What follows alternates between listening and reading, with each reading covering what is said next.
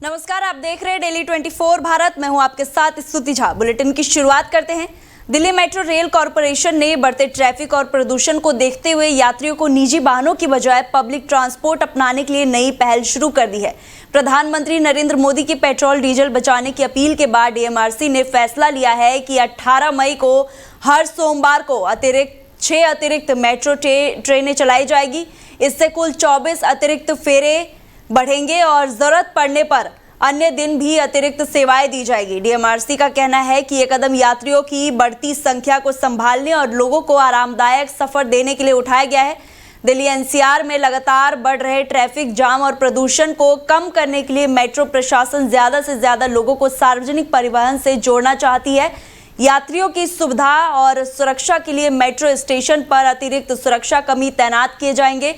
Ticket counter बढ़ाए जाएंगे और बैग चेकिंग के लिए मशीन और डोर फ्रेम मेटल डिटेक्टर भी लगाए जाएंगे ताकि भीड़ के समय यात्रियों को जल्दी एंट्री मिल सके। दिल्ली मेट्रो का नेटवर्क रेलवे स्टेशन, बस अड्डों, एयरपोर्ट और अन्य ट्रांसपोर्ट सेवाओं से जुड़ा हुआ है। Chandni Chowk, Connaught Place, Cyber City, school, college और दफ्तरों तक मेट्रो तेज और आसान कनेक्शन देती है। लास्ट माइल कनेक्टिविटी के लिए ई रिक्शा, ई ऑटो, बाइक, टैक्सी और साइकिल जैसी सुविधाएं भी उपलब्ध है। इसके अलावा डिजिटल टिकटिंग, स्मार्ट कार्ड और क्यूआर कोड जैसी सुविधाओं ने यात्रियों को और आसान बना दिया है। डीटीसी की इलेक्ट्रॉनिक बसें और हाइड्रोजन बस सेवा भी प्रदूषण कम करने में मदद करेगी। दिल्ली मेट्रो अब सिर्फ सफर का साधन नहीं बल्कि शहर की लाइफलाइन बन चुकी है। तो वही आप सांसद संजय सिंह ने देश भर में लगातार आ रहे पेपर लीक मामलों को लेकर केंद्र सरकार पर गंभीर सवाल उठाए हैं। उन्होंने कहा है कि पेपर लीक की घटनाओं ने 22 लाख से ज्यादा युवाओं का भविष्य प्रभावित किया है, लेकिन अब तक किसी बड़े जिम्मेदार व्यक्ति पर ठोस कार्रवाई नहीं हुई। संजय सिंह ने आरोप लगाया है कि पीएम मोदी के कार्यकाल में अब तक 93 पेपर लीक मामले सामने आए हैं, जिसमें से ज्यादातर बीजेपी शासित राज्य में शामिल हुए हैं। उन्होंने कहा है कि बार बार परीक्षा रद्द होने से लाखों छात्र मानसिक तनाव और निराशा का सामना कर रहे हैं। आज आंशिक पांडे नाम की छात्रा का जिक्र करते हुए कहा है कि तीसरी बार परीक्षा दे रही थी। पिछली बार केवल 4 अंकों से चयन के चूकने के बाद उसने सफलता की पूरी उम्मीद थी, लेकिन परीक्षा रद्द होने के बाद उसने आत्महत्या कर ली। संजय सिंह ने इसे केवल आत्महत्या नहीं बल्कि व्यवस्था की विफलता बताया है। आप सांसद ने कहा है कि सरकार ने पेपर लीक रोकने के लिए कानून तो बनाया है, लेकिन उसका असर जमीन पर दिखाई नहीं दे रहा है। उनके अनुसार इसी वजह से पेपर लीक का कारोबार लगातार बढ़ता जा रहा है। उन्होंने सवाल उठाया है कि युवाओं के टूटते सपने और उनकी मौतों का जिम्मेदार आखिर कौन है। संजय सिंह ने सरकार को सख्त कार्रवाई और मजबूत व्यवस्था लागू करने की मांग की है ताकि युवाओं का भविष्य सुरक्षित रह सके। तो वही गाजियाबाद और पूरे एनसीआर में महंगाई ने एक बार फिर आम आदमी को झटका दिया है। 2 दिन पहले पेट्रोल, डीजल और सीएनजी के दाम बढ़ाए गए थे। आज फिर सीएनजी में 1 रुपये प्रति किलो की वृद्धि हुई है, जिससे सीएनजी का रेट लगभग 76 से बढ़कर 77 रुपये प्रति किलो हो गया है। पेट्रोल के दाम करीब 95 से 98 रुपये प्रति लीटर पहुंच गया है।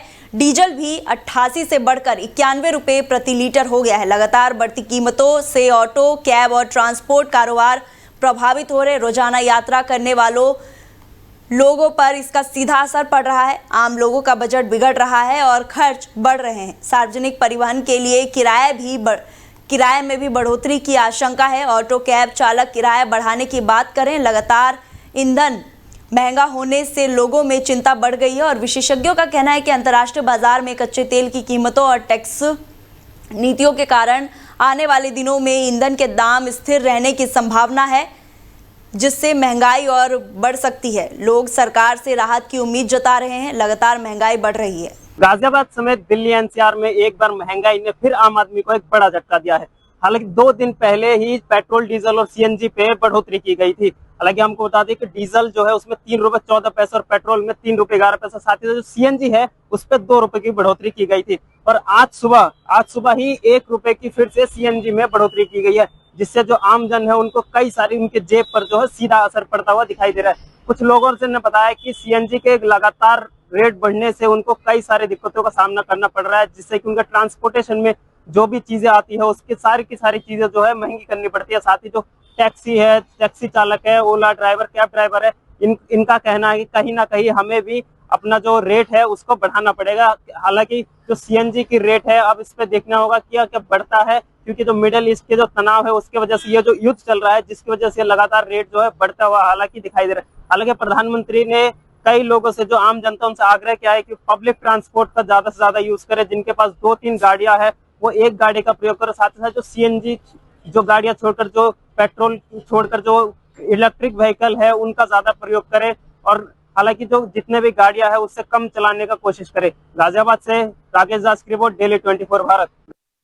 तो वही गाजियाबाद के इंदिरापुरम क्षेत्र के अभयखंड 1 HIG फ्लैट्स में नगर निगम की बड़ी लापरवाही सामने आई है। यहाँ सीसी नाला निर्माण के लिए करीब 15 दिन पहले की खुदाई की गई थी। उसके बाद घरों से बाहर बने रैंप तोड़ दिए गए और रास्ता खुला छोड़ दिया। इसी लापरवाही के चलते शनिवार सुबह 62 वर्षीय बुजुर्ग सीता देवी मंदिर जाते समय खुले नाले में गिरकर घायल हो गई। बताया जा रहा है कि उनका पैर फिसलने से के बाद वो करीब आधे घंटे तक नाले में फंसी रही। परिजनों और स्थानीय लोगों ने बांस की सीढ़ी की मदद से उन्हें बाहर निकाला। हादसे में उनके हाथ, पैर, कमर और कंधे में गंभीर चोट आई है और कंधों में फ्रैक्चर की आशंका जताई जा रही है। स्थानीय लोगों का कहना है कि ये पहला हादसा नहीं है, इससे पहले भी कई लोग गिर चुके हैं, लेकिन नगर निगम ने कोई सुरक्षा इंतजाम नहीं किए। ना तो बैरिकेडिंग की गई और ना ही वैकल्पिक रास्ता बनाया गया। घटना के बाद इलाके में लोगों में भारी नाराजगी है। उनका कहना है कि कई शिकायतों के बावजूद अब तक कोई आधिकारिक मौके नहीं पहुंच पाया है। लोगों ने जिम्मेदार अधिकारियों और ठेकेदार के खिलाफ सख्त कार्रवाई की मांग की है। देखो वो बाहर गई थी, यहाँ पे खड़ी थी, तो वहाँ पे ना उनको चक्कर आया और दरवाजा खुला और वो गिर गई। बहुत अच्छा हुआ सरिये नहीं डले थे, उनके आगे वालों को सरिये डल गए थे। पहले उनको एक का सही करना चाहिए, फिर दूसरे को करना चाहिए। और वो सही है, वो सर की बॉल गिरी थी और पानी है वो थोड़ा ऊपर था तो वो बच गई, वरना उनका बचना वो हो जाता, थोड़ा उससे लग जाती ना, इसलिए वो बच गई। फिर उनको निकाला गया। आधे घंटे बाद सीढ़ी से जैसे तैसे आई, फिर 1 घंटे तक सीढ़ी में बैठी रही, फिर जैसे तैसे करके उठी, फिर आई, फिर वो करा, फिर लेट गई। उसकी बहुत तबीयत खराब। 5th जान चुकी गिर गई, बाहर गई थी, बस चक्कर आकर गिर गई। तबीयत गिर गई, जान नहीं रहा। अच्छा, तो चोटें लगी हुई आपको? लगी है पूरे हाथ में, फ्रैक्चर होगा, ऑपरेशन होगा। और इनका हाथ भी नहीं चल पा रहा है, मतलब बहुत दर्द हो रहा है, उनका ऑपरेशन होगा। और हमने कल ठेकेदार को बोला था कि आपकी वजह से छाती खुदाई हुई है, कल के बाद कोई कार्रवाई दोबारा हुई भी नहीं है। बहुत लापरवाही है सर। जैसे कल ये बाहर आई और इनका बैलेंस बिगड़ गया और एकदम से ये नीचे गिर गई, और पानी भी बहुत गहरा है और इनको निकालने में कम से कम आधा पूरा घंटा लगा है। निकालने में सीढ़ी द्वारा इनको निकाला गया है। 7-8 लोगों ने, कम से कम 7-8 लोगों ने इनको निकाला है। अब इनके पूरे बॉडी में बहुत ज्यादा पेन है, पूरी रात इनकी सोई नहीं है। अब शायद इनके हाथ में ऑपरेशन भी होगा, एक हाथ इनका बिल्कुल वैसा हो चुका है। और उसके बाद भी, कल के बाद भी कोई नहीं आया, कोई सुनवाई नहीं है। तो वहीं नोएडा में एक बार फिर सीएनजी की कीमतों में बढ़ोतरी दर्ज की गई है, जिससे आम जनता और खासकर रोजाना यात्रा करने वाले लोग प्रभावित हुए हैं। रिपोर्ट के अनुसार देश भर में सीएनजी के दामों में 1 रुपये किलो की बढ़ोतरी की गई है। इससे पहले 15 मई को भी सीएनजी के दामों में 2 रुपये प्रति किलो की वृद्धि हुई थी और अब लगातार दूसरी बार कीमत बढ़ने से लोगों की परेशानी बढ़ गई है। नोएडा के सेक्टर 12 स्थित पेट्रोल पंप पर सीएनजी भरवाने पहुंचे लोगों ने नाराजगी जताई और कहा कि लगातार बढ़ते रेट उनके मानसिक बजट को बिगाड़ रहे हैं। कई लोगों का कहना है कि रोजाना यात्रा और वाहन चलाने से पहले ही महंगा था, अब बार बार बढ़ती कीमतों ने स्थिति और कठिन बना दी है। कैब और ऑटो चालकों ने भी अपनी चिंता जाहिर की है। उनका कहना है कि सीएनजी के दाम तो लगातार बढ़ रहे हैं, लेकिन कंपनियां या सवारी उन्हें उसी अनुमान में किराया नहीं मिल पा रहा है। जब वो किराया बढ़ाने की कोशिश करते हैं तो यात्रियों से बहस की स्थिति बन जाती है, जिससे उनकी आमदनी और काम दोनों प्रभावित हो रहा है। ताजा बढ़ोतरी के बाद नोएडा में सीएनजी का रेट लगभग 88.71 रुपये प्रति किलो तक पहुंच गया है। इससे परिवहन व्यवस्था और रोजमर्रा की आवाजाही पर सीधा असर पड़ने की आशंका जताई जा रही है।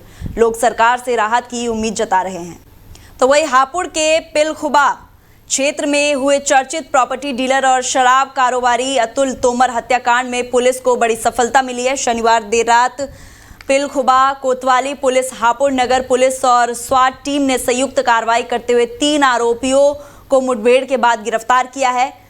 डुहरी रोड पर हुई इस कार्रवाई के दौरान बदमाशों और पुलिस के बीच फायरिंग हुई, जिसमें तीनों आरोपी पैर में गोली लगने से घायल हो गए हैं। वहीं कांस्टेबल संदीप राठी भी घायल हुए हैं। जानकारी के अनुसार ग्राम गलांद निवासी अतुल तोमर की सोमवार रात रिलायंस रोड पर गोली मारकर हत्या कर दी गई थी। वो घर लौट रहे थे, तब कार सवार हमलावरों ने उन पर ताबड़तोड़ फायरिंग कर दी। गंभीर हालत में उन्हें गाजियाबाद के एक निजी अस्पताल में भर्ती कराया गया, जहां डॉक्टरों ने उन्हें मृत घोषित कर दिया। घटना के बाद इलाके में भारी आक्रोश फैल गया है। पुलिस पर जल्द खुलासे का दबाव बढ़ गया है। एएसपी विनीत भटनागर ने बताया है कि चेकिंग के दौरान संदिग्ध कार को रोकने का प्रयास किया गया, लेकिन बदमाशों ने पुलिस टीम पर फायरिंग शुरू कर दी। जवाबी कार्रवाई में तीनों आरोपी घायल हो गए। गिरफ्तार बदमाशों की पहचान लवकुश, कपिल और गौरव के रूप में हुई है। पुलिस ने आरोपियों के कब्जे से अवैध तमंचे, कारतूस और वारदात में इस्तेमाल की गई कार बरामद की है। मामले में आगे की जांच अभी जारी है। 11 मई की रात्रि में पिलखुबा थाने के ग्राम गालंद के रहने वाले अतुल नामक व्यक्ति की हत्या कुछ व्यक्तियों के द्वारा कर दी गई थी और उसके बाद से हमारी कई टीमें इसमें पतारसी सुरागरसी में और अभियुक्तों की गिरफ्तारी के लिए उद्यत थी। इसमें आज पुलिस को एक बड़ी सफलता मिली है। हमारी थाना पिलखुबा, थाना कोतवाली नगर और स्वाट की जो हमारी जॉइंट टीम्स थी, उनके द्वारा आज मुठभेड़ के बाद में 3 अभियुक्तों को गिरफ्तार किया गया है। घटनाक्रम इस प्रकार से है कि नेशनल हाईवे से डुहरी जाने वाले रोड पर आज रात्रि में चेकिंग हो रही थी, तो एक अर्बन क्रूजर कार काफ़ी खतरनाक तरीके से आई। उसको जब रुकने का इशारा किया तो वो रुके नहीं, और जब आगे से जब उनका पीछा किया गया तो उन्होंने पुलिस के ऊपर फायर किया। पुलिस ने भी आत्मरक्षार्थ जो जवाबी कार्रवाई करी, तो उसमें 3 अभियुक्तों के पैर में गोली लगी है और इसी कार्रवाई में पुलिस के भी एक कर्मचारी के भी गोली लगी है। इन सभी को अस्पताल में भर्ती कराया गया, चिकित्सा कराई जा रही है। इनसे पूछताछ में जानकारी पर ज्ञात हुआ है कि इनका नाम लवकुश, गौरव और कपिल है और ये इस घटना में शामिल हैं। इन तीनों के द्वारा इस घटना में अपनी संलिप्तता स्वीकार करी और बताया गया कि इसी अर्बन क्रूजर कार से उन्होंने उस दिन इस घटना को, हत्या की घटना को अंजाम दिया था। इनके कब्जे से 3 तमंचा, 315 बोर और कुछ जिंदा और कुछ खोखा कारतूस बरामद किए गए हैं। इसमें विवेचना के क्रम में पूछताछ करके आगे ठोस वैधानिक कार्रवाई की जाएगी। पिलखुबा में चर्चित अतुल तोमर हत्याकांड में पुलिस ने 3 बदमाशों को मुठभेड़ के बाद गिरफ्तार कर लिया है। पुलिस ने बदमाशों के कब्जे से अवैध तमंचे, कारतूस और एक कार भी बरामद कर ली है। गौरतलब है कि सोमवार को शादी समारोह से लौटते समय अतुल तोमर पर बदमाशों ने ताबड़तोड़ फायरिंग कर मौत के घाट उतार दिया था। परिजनों की शिकायत के आधार पर पुलिस ने भाजपा के जिला मंत्री समेत 8 लोगों पर मुकदमा दर्ज किया था। वहीं पुलिस ने अब मुठभेड़ के बाद 3 बदमाशों को गिरफ्तार कर लिया है और पुलिस द्वारा आगे की कार्रवाई की जा रही है। डेली 24 भारत के लिए नदीम नकवी, हापुड़। तो वहीं बुलंदशहर के सिकंदराबाद क्षेत्र में हुए चर्चित रवित हत्याकांड का पुलिस ने 72 घंटे के भीतर सनसनीखेज खुलासा कर दिया है। पुलिस जांच में सामने आया है कि हत्या अवैध संबंधों के शक में की गई थी। इस मामले में आरोपी पति रवि भाटी ने अपने पुत्र निखिल के साथ मिलकर वारदात को अंजाम दिया। जानकारी के अनुसार मुजफ्फरनगर निवासी रवित कश्यप यूपीपीसीएल की कार्यदायी संस्था में ठेकेदार था और सिकंदराबाद के शेरपुर गांव में रहकर काम कर रहा था। कुछ दिन पहले उसका शव शमशान क्षेत्र में मिला था, जिसके बाद इलाके में सनसनी फैल गई। पुलिस ने मामले की गंभीरता को देखते हुए जांच शुरू कर दी और कई संदिग्धों से पूछताछ की। जांच के दौरान पता चला कि आरोपी रवि भाटी को अपनी पत्नी और मृतक के भतीजे पर अवैध संबंध का शक था। इसी शक के चलते उसने बेटे निखिल के साथ मिलकर रवित कश्यप पर डंडों से हमला कर दिया, जिससे उसकी मौत हो गई। वारदात के बाद शव को शमशान में फेंक दिया गया ताकि मामला छिपाया जा सके। सिकंदराबाद पुलिस और स्वाट टीम की संयुक्त कार्रवाई में पूरे मामले का खुलासा हुआ है।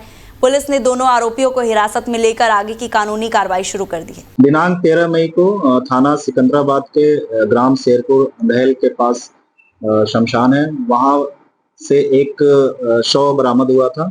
शव की पहचान रवित पुत्र नरेश, जो कि ग्राम धौड़ी मुजफ्फरनगर का रहने वाला है, के रूप में हुई थी। मृतक के भाई की तहरीर के आधार पर अज्ञात में अभियोग पंजीकृत किया गया था तथा घटना के सफल अनावरण के लिए स्वाट व थाने की टीमों का गठन किया गया और घटना के अनावरण में लगाया गया था।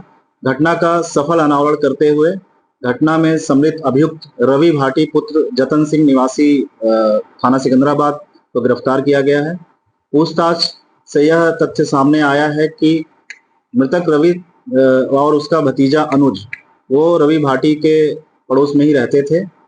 अनुज को कई बार रवि भाटी की पत्नी से बात करते हुए रवि ने देखा था और उसको यह शक भी था कि कहीं उसके साथ संबंध है।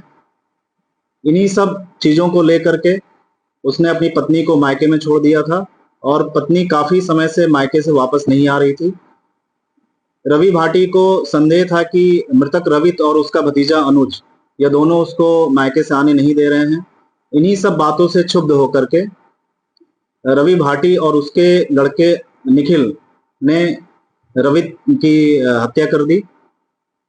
गिरफ्तार अभियुक्त को जेल भेजा जा रहा है और इसमें जो वांछित है निखिल है उसकी गिरफ्तारी के लिए टीमें गठित की गई हैं और गठित टीमें उसकी गिरफ्तारी का प्रयास कर रही हैं। शीघ्र ही गिरफ्तारी करके उसको भी जेल भेजा जाएगा। इसमें अभी जिस चुन्नी से उसका मुंह दबाया गया था वो उसकी बरामदगी हुई है। साथ ही उसके सर पे लकड़ी एक डंडे से वार किया गया था जो कि अभी बरामद होना शेष है। तो वहीं थाना भवन के बंदरा गार्डन में वीर शिरोमणि महाराणा प्रताप जयंती बड़े हर्षोल्लास के साथ धूमधाम के साथ मनाई गई। कार्यक्रम में सर्वे समाज के गणमान्य और सम्मानित लोगों ने भाग लेकर महाराणा प्रताप के जीवन, संघर्ष और राष्ट्रभक्ति पर अपने विचार व्यक्त किए। वक्ताओं ने कहा कि महाराणा प्रताप त्याग, स्वाभिमान और मातृभूमि की रक्षा के प्रतीक थे, जिनके आदर्श आज भी युवाओं को प्रेरणा देते हैं। कार्यक्रम में पूर्व कैबिनेट मंत्री सुरेश राणा, राष्ट्रीय किसान मजदूर संगठन के राष्ट्रीय अध्यक्ष ठाकुर पुरन सिंह और पूर्व ब्लॉक प्रमुख शेर सिंह राणा की मौजूदगी विशेष आकर्षण का केंद्र रही। तीनों नेताओं ने महाराणा प्रताप की वीरता, संघर्ष और राष्ट्र प्रेम पर दमदार संबोधन देते हुए युवाओं को समाज और राष्ट्र हित में कार्य करने की प्रेरणा दी। उनके संबोधन के दौरान पूरा पंडाल तालियों और जय घोषों से गूंज उठा। इसके बाद बंदना गार्डन से भव्य शोभा यात्रा निकाली गई जो टंकी चौक होते हुए पंच स्थित मंदिर पहुंचकर संपन्न हुई। शोभा यात्रा में आकर्षण झांकियों लोगों के आकर्षण केंद्र रही। ट्रैक्टर ट्रोलियों और डीजे पर देशभक्ति और भक्ति गीतों की धुन पर युवा और श्रद्धालु उत्साहपूर्वक झूमते नजर आए। पूरे नगर का वातावरण महाराणा प्रताप के जय घोषों से गुंजनमान में हो उठा। तो वहीं ग्रेटर नोएडा के दादरी क्षेत्र स्थित दौलत राम मार्केट में पिछले कई दिनों से गंदे पानी का जलभराव लोगों के लिए बड़ी परेशानी बना हुआ है।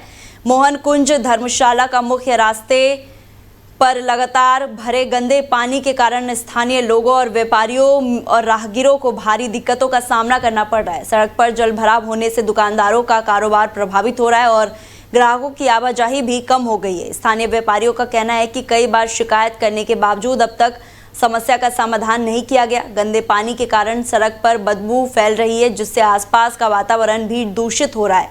लोगों को आने जाने में परेशानियों का सामना करना पड़ रहा है। साथ ही फिसलने और बीमारी फैलने का भी खतरा बना हुआ है। इस मार्ग के आसपास के कई स्कूलों के छात्र और शिक्षक भी रोजाना गुजरते हैं। जलभराव की वजह से बच्चों को स्कूल पहुंचने में कठिनाइयां हो रही है और अभिभावकों में भी नाराजगी बढ़ी हुई है। स्थानीय लोगों ने प्रशासन से जल्द जल निकासी की व्यवस्था कराने और सड़क की मरम्मत कराने की मांग की है ताकि लोगों को राहत मिल सके। तो फिलहाल बुलेटिन में इतना ही। आप देखते रहिए डेली 24 भारत। नमस्कार।